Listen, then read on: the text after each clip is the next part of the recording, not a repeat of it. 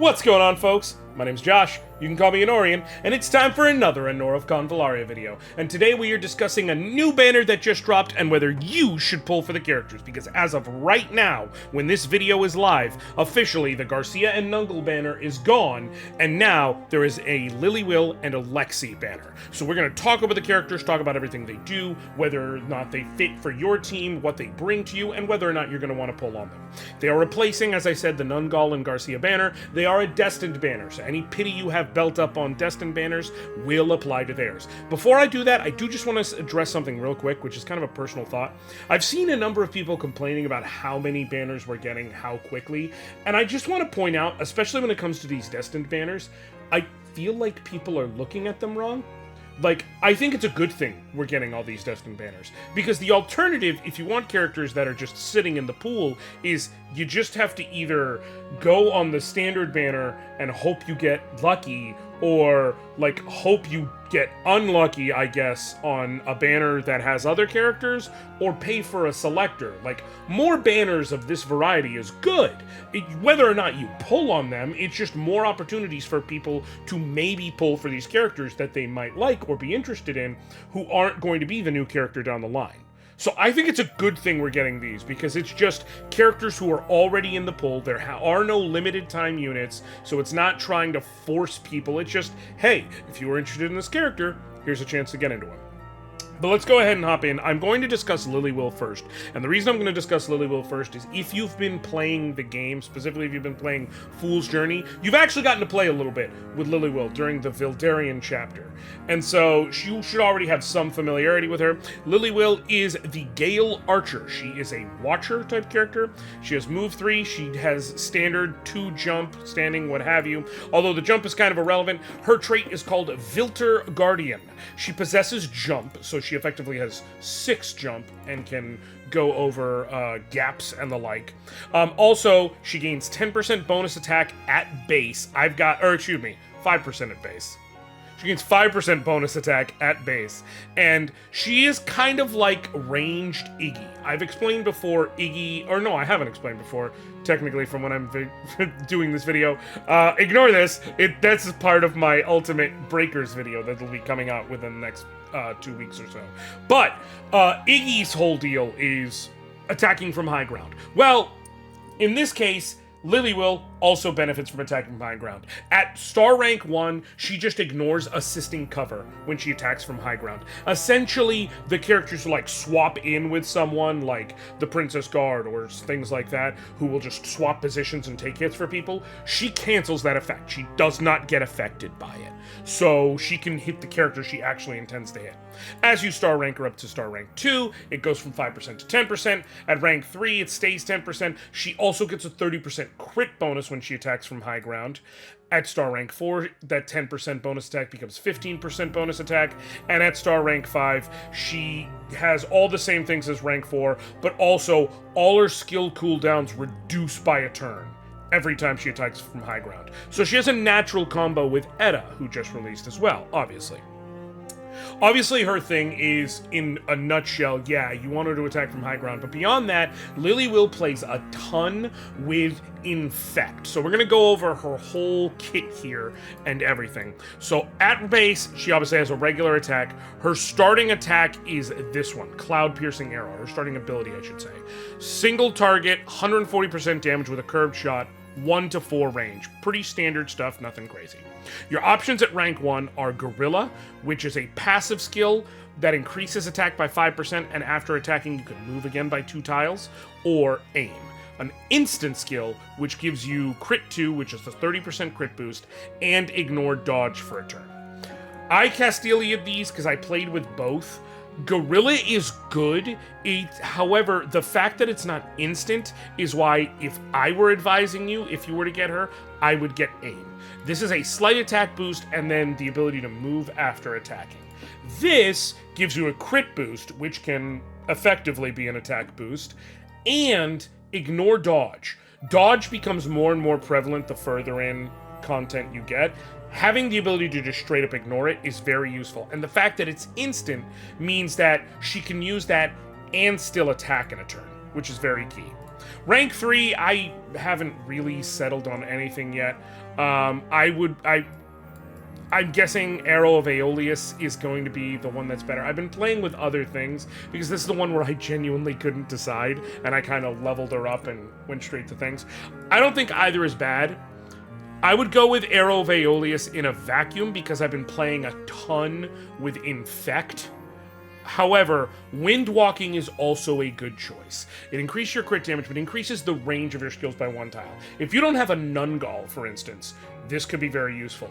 If you're having trouble with Weaponry Trial 1, where you have to have ranged characters, and you don't have a lot of characters that have extended range, it may be worth using a Castalia taking Wind Walking so that you can get that extra range going. Arrow of Aeolus I also didn't play with because of the fact that it was usable in the Fool's Journey. So, that being said, as far as rank 5, she has Gale Footwork and Survival Master. I took Gale Footwork. I think it's far and away the choice. When attacked by a melee attack from the front or the side, the character can interrupt the enemy's action, dealing 50% damage and teleporting to the back of the closest ally within 3 tiles. It does have a 4-turn cooldown, but she's a ranged character. She shouldn't be in combat too much anyways, but it's an interrupt and an escape. Survival Master lowers damage taken by 8% and lowers environmental damage taken by 70%. So like if an enemy hits you with an AoE and then a barrel explodes or something like that. Useful in very, very specific circumstances. This is almost always useful. It just can only be used but so much, but still worth it to me. Rank 7, if you are considering building Vlder, you're going to need to get Resonance of Blood. She has the Vlder leadership aura, and it's attack 10%, defense 20% as usual, and all movement increased by 1, which is bananas. Just a flat 1 more unit movement for all your Vlder units. You have to get that. Shooting Stars is the alternative. It is an AoE that deals 75% damage in a notable area and inflicts physical defense down. Possibly worth Castelling. The fact that I told you possibly worth Castelling on 2 levels is a lot, obviously, for not the most top-tier character, but I would consider it. Rank 9, I think you can go either way. I think I'm very happy with Infectious Attack because, as you can see with things like Arrow of Aeolus, which worth considering already, like I said. As you can see later on once we get to her top end, she plays a lot with Infect. Being able to just add Infect to a regular attack when her base is already an 85% damage shot, worth it. Her alternative is just a 120% physical damage shot. The thing with Infect is that if you're dealing with really high defense enemies, that's going to benefit you a lot, whereas this isn't going to benefit you nearly as much. And I think that with a character like Lilywell, the fact that she isn't one of the most top tier means you need to lean into the more specialized things she can do. Her last tier, obviously, rank 11. You've got Arrow of Aeolus Gale Break, which is just a supercharged version of it. Deals a single target attack, dealing 150% damage, inflicts 2 stacks of infection, and then immediately triggers the infection effect. That was her big jump in the air, flip around, and then shoot move in the Fool's Journey. Also, she gains high ground advantage while using the skill. The alternative is Marksman.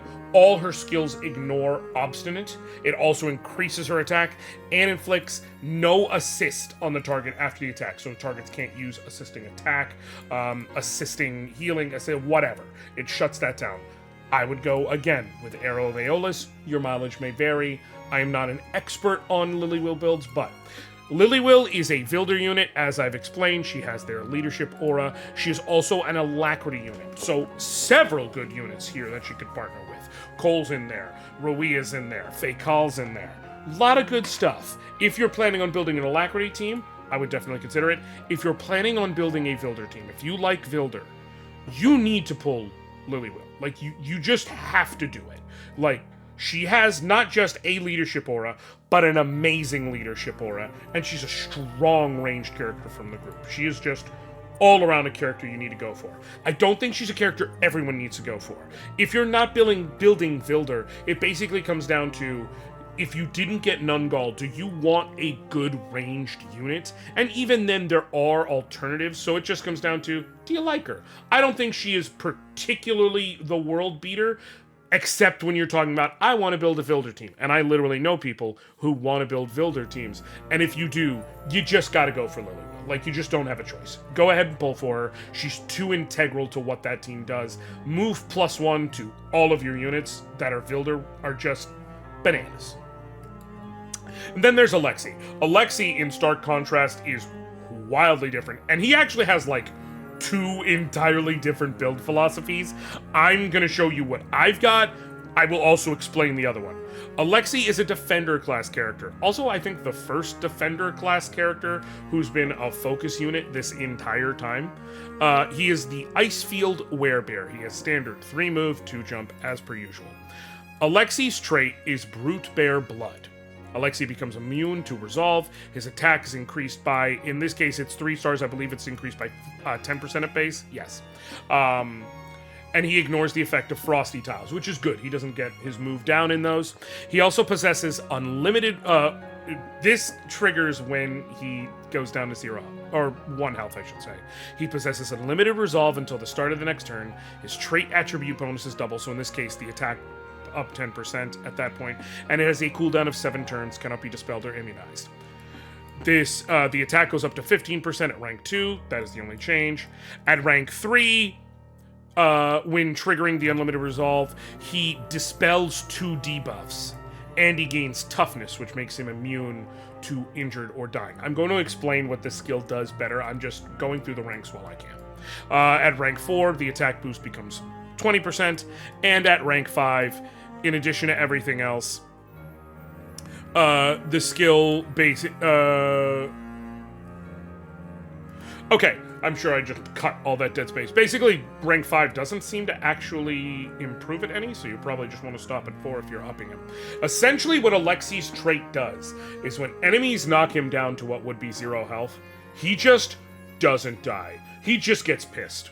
He just gets pissed, and he completely no-sells. They can hit him as much as they want. He doesn't die for a whole turn until his turn comes back.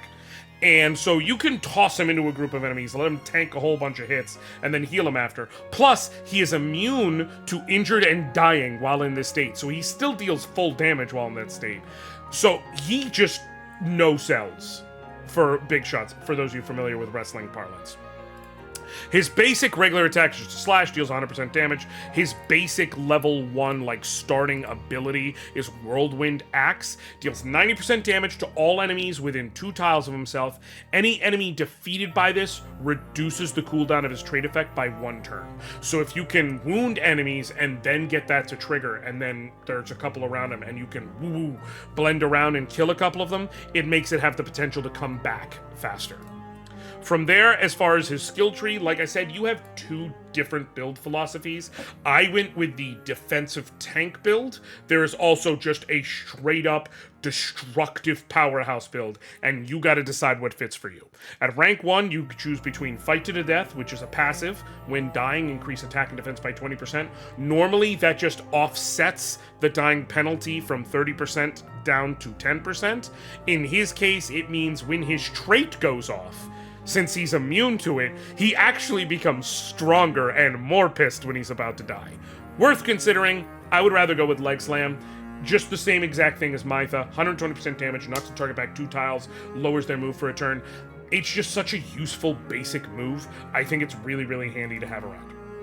Rank 3, you have Wild Howl or Burning Bridges. I went with a tank route, so I went with Wild Howl, which deals 40% of his magic attack, so not a lot of damage, in a notable area around him, but also afflicts movement down 2 and attack down 3 to all enemies in that range, lasting 2 turns. Those are excellent debuffs.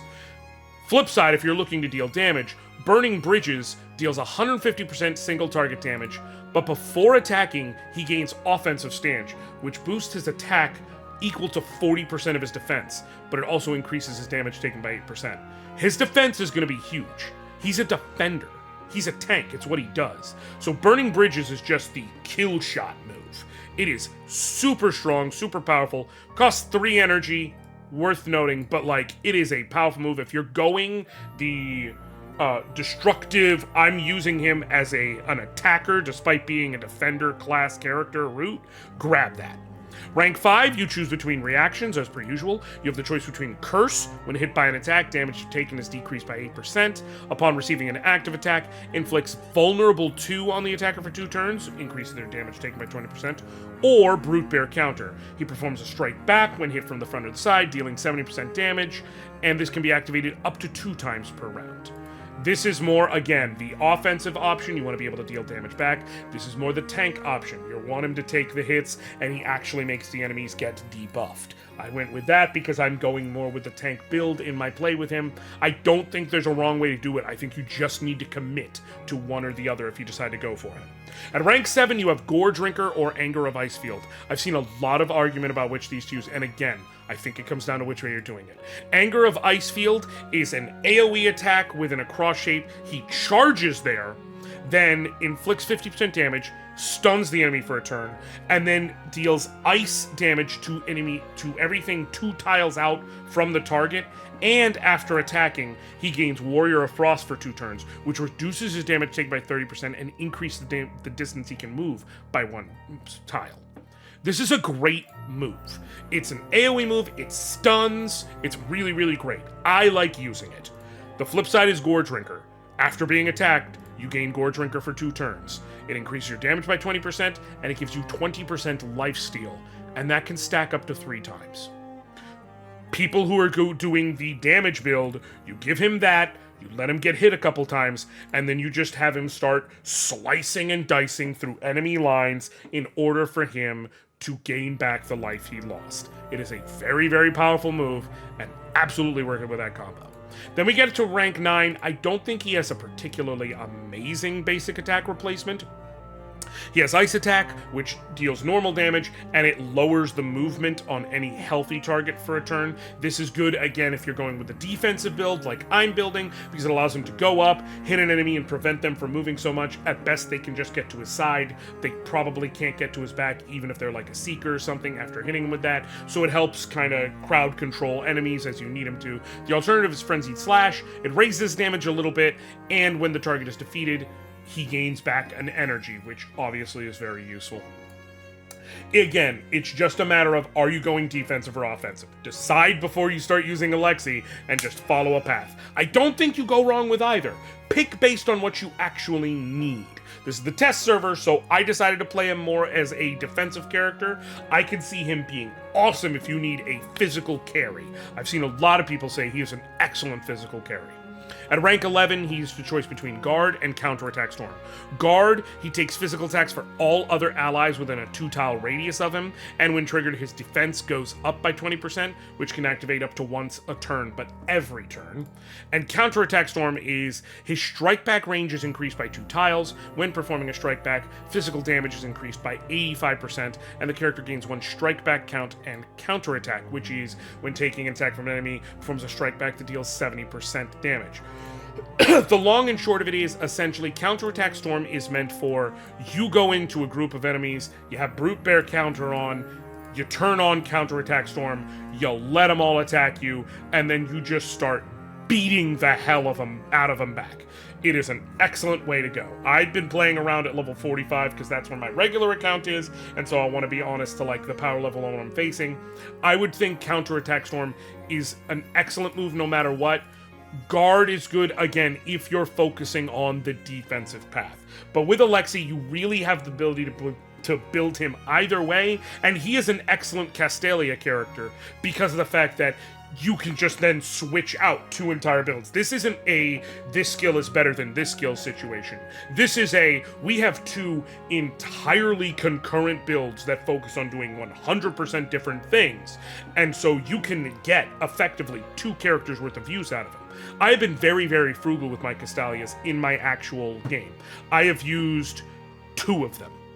That's it. 1 on Gloria, and 1 on a character who is a specialist character who I'll be showing you when I get to my Defender video. But, like, outside of that, I haven't used Castalias. Like, I've been saving them. They have a lot of benefit to certain people down the line, plus they can be used to stop things if you accidentally, screw up a build. But he is an excellent candidate for you to be like, yeah, I'm just going to go ahead and effectively get 2 characters in one, depending on my needs. Alexi's only real drawback, despite having two very powerful builds and cool unique things he can do, is who he's a part of. He is a drifter, where there's a lot of great characters, but not a lot of synergy there, so like, your best healing, or you have Edda, but she's not exactly a healer, so you almost would have to run Nightingale if you want any type of healing with the group. You've got kind of a mishmash of things. And then aggression. Better, still not great. There are some good characters here, but like, he's not going to be someone you really pull most likely based on building a team. I guess if you really want to build drifters, he would be excellent there. I just don't think I've seen a single person say, I really want to build a drifter team. But if you do, Alexi is 100% someone you have to pull. But where Lilywil was a character who I said, I think you should pull based on if you really like her, or if you're building her team. Alexi is a character where I say, I don't think many people are going to be building his team. A lot of people might want to pull for him. Plus, the one real downside is, he is a defender, you get Mytha, and she's great, but there's nothing that says you can't have two defenders. There's nothing that says you can't have two great defenders. Like, he would be awesome in battles against really strong Seeker class enemies and things like that, like the higher level Terror Residuals and things like that. So he has a lot of options and a lot of use. I think both are great characters. I think both are worth considering pulling on. If I was to give them an overall breakdown, I would say as far as Lilywil, if you're building a Vlder team, she is a 10 out of 10, no questions asked, you have to pull. If you are building an Alacrity team, she's probably an 8.5 out of 10, a really, really good, excellent ranged character, but a lot of her utility is gone at that point. And if you're pulling in general, I would consider her a 7 out of 10. An above average character, definitely good, absolutely not something you need to go out of your way for. Flip side of the coin, on Alexi, if you're building a drifter team, again, I'm going to say he's a 10 out of 10. Just, he absolutely is. I didn't mention the class with Lilywil because so many of the debut characters we've been getting and that are even still coming have been Watchers that, like, I find it highly likely you need a strong Watcher. But if you do need a strong Watcher, then I would add in that.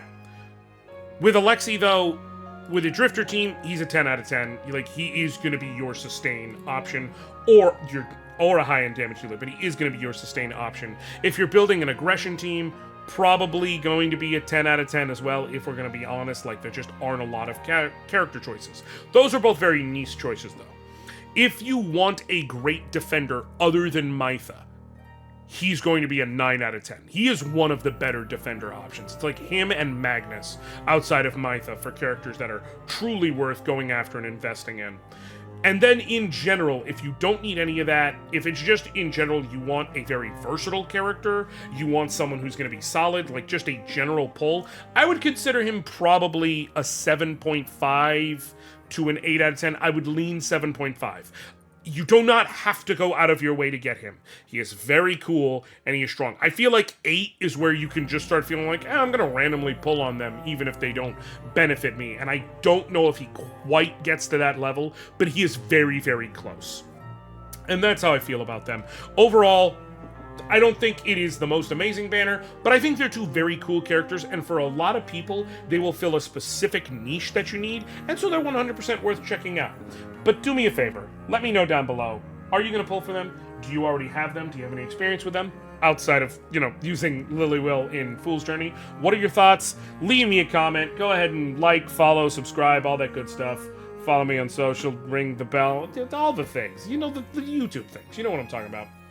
But that's all for me, guys. And as per usual, I'm just going to say thank you all so very much for watching. I love y'all. I appreciate y'all. Thank y'all. Till next time. I'll catch you later, fam. All right.